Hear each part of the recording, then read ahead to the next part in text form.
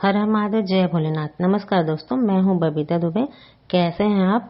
भगवान महादेव आप पर और आपके पूरे परिवार पर अपनी कृपा दृष्टि हमेशा बनाए रखें। 20 मार्च दिन बुधवार को है आमल की एकादशी, जिसे लोग रंग भरी एकादशी भी कहते हैं। फाल्गुन मास के शुक्ल पक्ष की एकादशी है। एकादशी का दिन भगवान विष्णु और माता लक्ष्मी को समर्पित रहता है। साथ ही हमारे जो पितृ देवता हैं उनको भी समर्पित रहता है।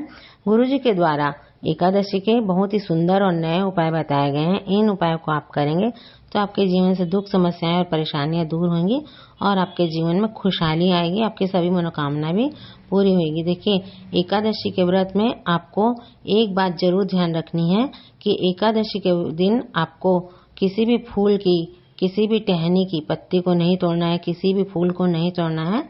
ऐसा करने से देवी देवता नाराज होते हैं और आपको पाप पड़ता है। चलिए बात करते हूँ दूसरी। देखिए, दूसरा उपाय जो है वो ये है कि आपको एकादशी के दिन तुलसी के पौधे में जल नहीं देना चाहिए, क्योंकि कहा जाता है कि जो तुलसी माता हैं वे भी भगवान नारायण के लिए एकादशी का निर्जला व्रत करती है। तो एकादशी के दिन आप लोग भूल कर भी तुलसी के पौधे में जल समर्पित ना करें। हाँ, शाम के समय आप दीपक लगा सकते हैं। देखिए, एकादशी का दिन रहता है वो हमारे पितरों को समर्पित रहता है। तो इस दिन आप जब सुबह सोकर उठेंगे तो आपको अपने रसोई घर से 1 लोटा जल ले जाकर अपने घर के मुख्य द्वार पर जरूर छिड़क देना चाहिए। गुरुजी कहते हैं कि ऐसा करने से आपके घर के बाहर जो आपके पितृ देवता रात भर से विश्राम कर रहे हैं, वो रात भर से आपके घर के मुख्य द्वार पर बैठे हुए हैं, वे तृप्त हो जाएंगे आपके घर का जल जब उनको प्राप्त होगा और आपके पितर आपको आशीर्वाद देकर चले जाएंगे। एकादशी के दिन आपको दान पुण्य भी करना चाहिए। एकादशी के दिन आपको चावल नहीं खाना चाहिए। अब चलिए बात करते हैं शाम के समय किए जाने वाले उपाय की।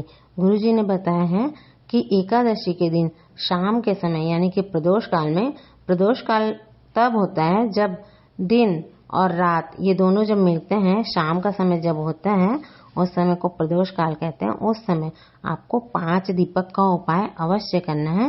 दीपक आप आटे के भी बना सकते हैं या फिर मिट्टी के भी ले सकते हैं। दीपक अगर नए हो तो बहुत अच्छा है, और यदि आपके पास नए दीपक नहीं है और आप आटे के दीपक भी नहीं बना सकते तो आप अपने घर के पुराने मिट्टी के दीपक भी ले सकते हैं। उन्हें धो लें, उसके बाद उनमें आपको गाय का शुद्ध घी डालना है। लेकिन कुछ लोग ऐसे भी हैं जिनके पास घी की व्यवस्था नहीं है, जो लोग घी नहीं खरीद सकते, तो वे लोग इन दीपकों में तिल्ली का तेल भी डाल सकते हैं, और अगर तिल्ली का तेल ना हो तो फिर सरसों का तेल भी डाल सकते हैं।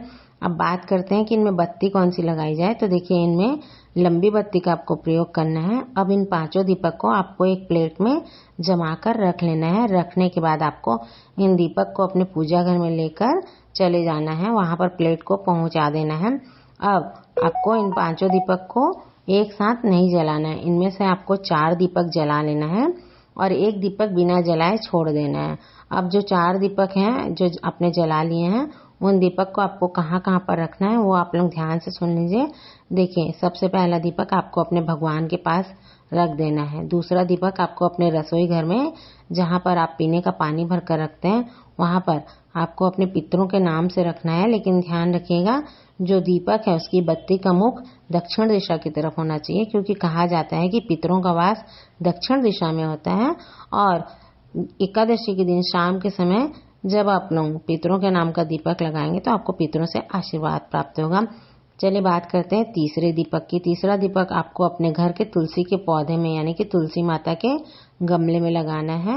और चौथा दीपक आपको अपने घर के मुख्य द्वार पर अपने सीधे हाथ की तरफ लगाना है। अब बचा एक दीपक, 5वां दीपक। इसको आपको कहाँ पर लगाना है आप लोग ध्यान से सुनिए। देखिए, इस दीपक को आपको, जो मैं स्थान बताने जा रही हूँ उनमें से किसी भी एक स्थान पर आपको लगा देना है। यदि आपके घर के आसपास पीपल का पेड़ है तो आप लोग इस दीपक को वहां पर ले जाकर प्रज्वलित करके रख दें। यदि पीपल का पेड़ ना हो तो आप लोग बेलपत्र के पेड़ के नीचे लगा सकते हैं। यदि बेलपत्र का पेड़ ना हो तो आप लोग आंवले के वृक्ष के नीचे लगा सकते हैं। आंवला का वृक्ष भी ना हो तो आप लोग शमी पत्र के वृक्ष के नीचे इस दीपक को लगाकर रख सकते हैं।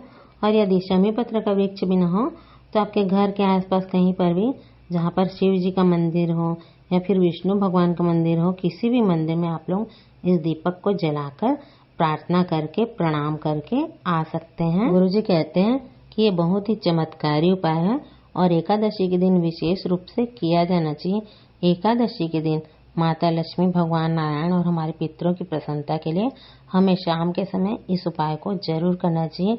देखिए, आप लोग 6 बजे से लेकर रात्रि को 8 बजे तक इस उपाय को कर सकते हैं। आप लोग एकादशी का व्रत करें या ना करें, लेकिन शाम के समय आपको इस उपाय को जरूर करना चाहिए। और मैंने एकादशी के दिन कार्य जो निषेध बताए गए हैं उन्हें बताया है, तो उन्हें भी ध्यान से सुनेगा और उन गलतियों को ना कीजिएगा। वीडियो पसंद आए तो प्लीज लाइक करें, शेयर करें और मेरे चैनल को सब्सक्राइब करें। हर हर महादेव, जय भोलेनाथ, श्री शिवाय, नमस्तुभ्यम।